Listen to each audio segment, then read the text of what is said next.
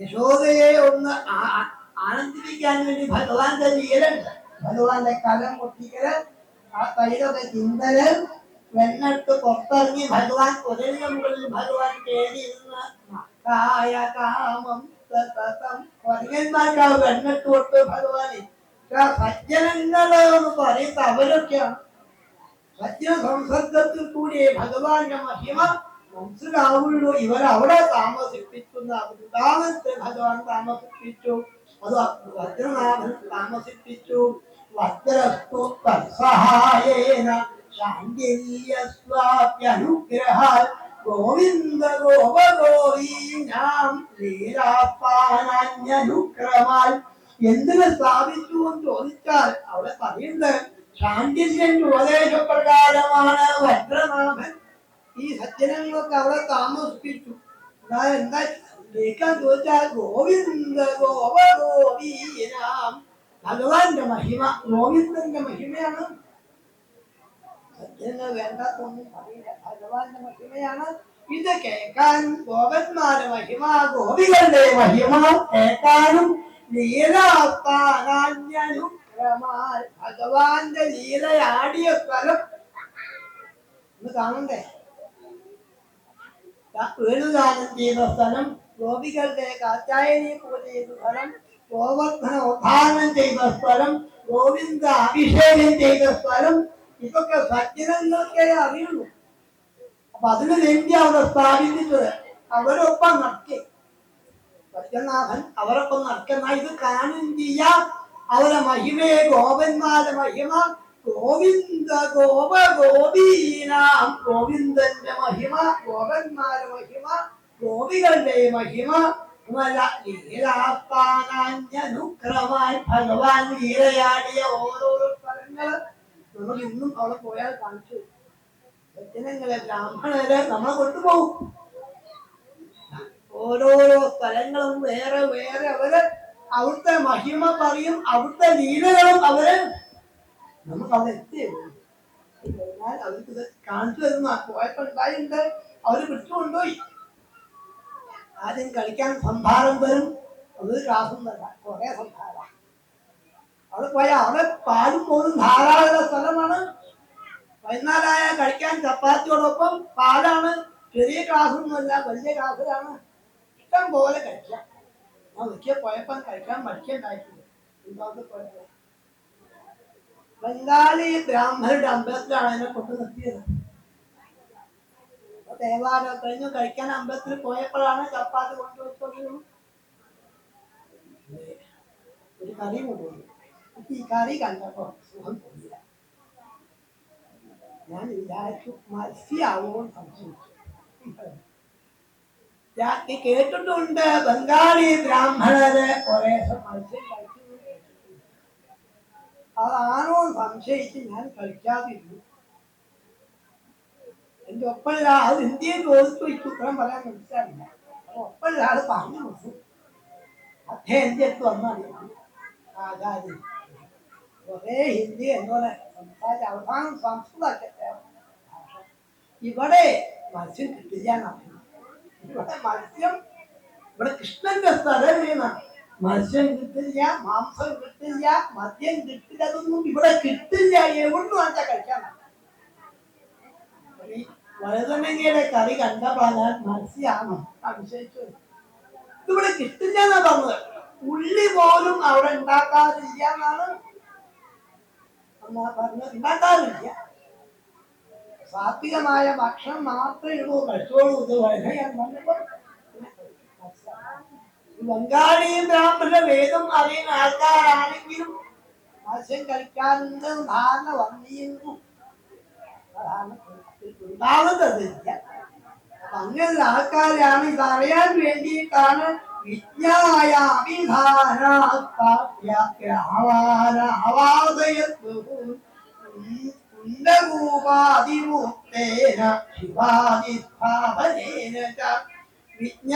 ശരിക്കുള്ള അറിവാണ്. ശരിക്കറിയാം. ജ്ഞാനുണ്ട്, വിജ്ഞാനുണ്ട്, ഭക്തിയുണ്ട്, വൈരാഗ്യം, ഏകാഗ്രസ്കന്ധം, നാല് വേറെ വേറെ പറയും. ജ്ഞാനത്താ സാധാരണ അറിവെന്ന്, വിജ്ഞാനത്താ വിശേഷപ്പെട്ട അറിവാണ്. ശരിയായ ജ്ഞാനം നേടണം. ഇതാണ് ഇവിടെ വിജ്ഞാനമാണ് ഭാഗവതം ചെയ്യുന്നത്. ശരിയായ ജ്ഞാനത്തെ കൊടുത്താണ്. ഇതറിയാൻ വേണ്ടിയിട്ടാണ് അവിടെ താമസിച്ച ആൾക്കാർ വിജ്ഞായ വിധാന വിജ്ഞായ വിധയാസ്ഥാപ്യ രാമാന ആവാസയ അസംഖ്യം ആൾക്കാർ അവിടെ താമസിപ്പിച്ചു.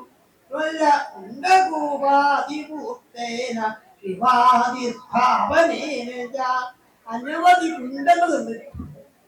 തീർത്ഥങ്ങളായി കുണ്ടൊക്കെ രാമകുണ്ടം, കൃഷ്ണകുണ്ടം, രാധികാകുണ്ടം, ലളിതാകുണ്ടം, അനവധി കുണ്ടങ്ങൾ അവിടെ. ഇതൊക്കെ വാസ്തവം തീർത്ഥമാണ്. ഭഗവാൻ കാല് കഴുകിയ സ്ഥലം, ഭഗവാൻ കൈ കഴുകിയ സ്ഥലം, ഭഗവാൻ മുങ്ങിയ സ്ഥലം. നമ്മൾ അത് പോയി മുങ്ങെന്നാ പറയും. അത് കാഞ്ഞ തുക, അത് കുടിക്കുക, ചെയ്യാം. അനവധി കിണറുകള്, കുളങ്ങള്, എന്തിനു വേണ്ടിയിട്ടാണ്? ഉപാധി പൂർത്തേന മറ്റൊരു ആൾക്കാർ നന്മയെ കൊടുക്കാനാണ് ഇതൊക്കെ നിർമ്മിച്ചത്. എന്തിനു വേണ്ടി ഈ കുളങ്ങളൊക്കെ നിർമ്മിച്ചത് ചോദിക്കാൻ നമുക്ക് കുടിക്കാനാണ്. ഭഗവാൻ കൊല്ലം ദുർഭാഷി കുട്ടിയില്ല, അത് ആറാട്ടമല്ലായാലേ. അതെ, നമ്മൾക്ക് എന്തും കുടിക്കാനാണ്, കുളം കാണാനല്ല. കുളം കുടിക്കാനാണ്. ഇങ്ങനെ കുടി നമ്മുടെ കർമ്മങ്ങൾ ശരിക്കും ചെയ്യണം. ഇതല്ല കുണ്ടകൂപാതി പൂർത്തേന പൂർത്തങ്ങളും ഇഷ്ടങ്ങളായ കർമ്മങ്ങള് ചെയ്യണം. എന്നാലേ പൂർത്ത നിൽക്കാതെ കണ്ണ് കുളിക്കുക, കുളം കുളിക്കുക, മറ്റു പക്ഷികൾക്ക് ഭക്ഷണം കൊടുക്കുക, മൃഗങ്ങൾക്ക് ഭക്ഷണം കൊടുക്കുക, വലിയൊരു ക്രിയതൊക്കെ ഇതൊക്കെ ചെയ്തോളണം എന്നാണ്. ഗൃഹസ്ഥന്മാർ ഇതൊക്കെ ചെയ്തോളണം പ്രമാണമുണ്ട്. മാത്രമല്ല അനവധി ക്ഷേത്രങ്ങള്, ശിവാദി അനവധി ശിവക്ഷേത്രങ്ങള്, ശിവാദി ശിവൻ മാത്രമല്ല അനവധി പല പല മൂർത്തികളുടെ ക്ഷേത്രങ്ങൾ അവിടെ ഒന്നാമത് പോയാൽ കാണാം. അനവധി അമ്പലങ്ങള്, ശിവക്ഷേത്രം, വിഷ്ണു ക്ഷേത്രം, ദേവീ ക്ഷേത്രം. എന്താ ഉണ്ടാക്കിയത്? നമ്മൾക്ക് പരശുരാമൻ 108 വിദ്യാലയങ്ങളും 108 ശിവാലയങ്ങളും എന്തിനാ ഭഗവാൻ ഉണ്ടാക്കിയത്? ഭഗവാൻ വേണ്ടിയിട്ടാണോ? നമുക്ക് വേണ്ടിയല്ലേ. അപ്പൊ അവിടെ പോവുക, കുളിക്കുക, തൊഴുക, അതിനൊക്കെ വേണ്ടിയിട്ടാണ്. കാരണം ശിവദർശനം വളരെ പ്രധാനമാണ്. പണ്ടൊക്കെ ബ്രാഹ്മണരൊക്കെ ഉണ്ടാകുന്ന ശിവദർശനം എല്ലാ ദിവസവും വേണം. എല്ലാ ദിവസവും ശിവദർശനം. അടുത്ത ഇറങ്ങി പോയാൽ ശിവക്ഷേത്രം ഉണ്ടോ നോക്കും, അവിടെ നടന്നു പോയി തൊഴും. ശിവദർശനം വളരെ പ്രധാനമാണ്. നമ്മുടെ മലയാള ബ്രാഹ്മണർക്ക് പ്രത്യേകിച്ചും ശിവക്ഷേത്രങ്ങൾ വളരെ പ്രധാനമാണ്. അവർ ശിവക്ഷേത്രങ്ങൾ കുറെ ക്ഷേത്രങ്ങൾ ഉണ്ടാക്കി. അതുമല്ല ഇങ്ങനെ ക്ഷേത്രങ്ങളിൽ പോവുക, തീർത്ഥങ്ങളിൽ കുളിക്കുക, വ്രതങ്ങൾ അനുഷ്ഠിക്കുക, ഏകാദശി, ദ്വാദശി, ഷഷ്ടി, പ്രദോഷം, വാവ് തുടങ്ങിയ വ്രതങ്ങളൊക്കെ അനുഷ്ഠിച്ച് ഇങ്ങനെ കുറെ വ്രതങ്ങൾ അനുഷ്ഠിച്ചാൽ മനഃശുദ്ധി വരും. കുറെ കർമ്മങ്ങൾ ചെയ്താൽ മനഃശുദ്ധി വന്നാൽ ശുദ്ധേ മനസ്സി ഗോവിന്ദ, ശുദ്ധമായ മനസ്സായാലേ ഗോവിന്ദ ഹരിദേവാദിസ്വരൂപാരോപണേന കൃഷ്ണൈക ഭക്തിം സ്വേരാജ്ഞേ തഥാന ച മുമോദ.